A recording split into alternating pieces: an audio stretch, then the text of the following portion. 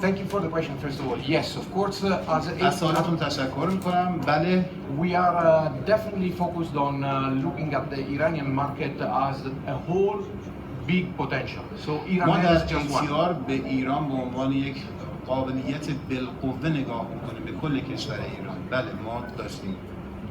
Yet we had to prioritize and make sure that we were achieving some deliverables prior undertaking other challenges. ما اولویت بندی میکنیم. در وهله اول تمرکزمون روی تحویل هواپیماهایی است که قراردادش رو بستیم، بعد میتونیم ما به فکر این باشیم که هواپیما رو به سایر ایرلایندها هم بفروشیم بر اساس اولویت.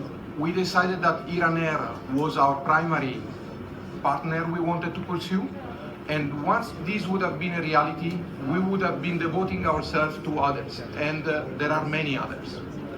ما تصمیم گرفتیم که اول ایرانر به عنوان یکی از مشتریهای عمده ما در نظر گرفته بشه و بعد از اینکه تعهدات خودمون رو، فعالیت‌های خودمون رو در مقابل ایرانر انجام دادیم، اون موقع است که سراغ بقیه میریم که تعدادشون هم کم نیست. تعداد بقیه که نیاز به این هواپیما دارن زیاد هم هست.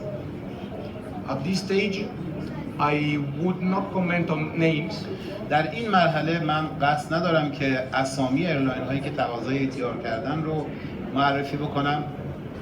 But I will tell you that definitely the need for the Iranian market is not just the 20 plus 20 of Iran Air. We do believe that there is much more. اما ما اعتقاد راسخ داریم که نیاز ایران 20 هواپیما به اضافه 20 هواپیمای ATR نیست. تعداد هواپیما مورد نیاز ایران خیلی بیشتر از این رقمی است که اعلام شد.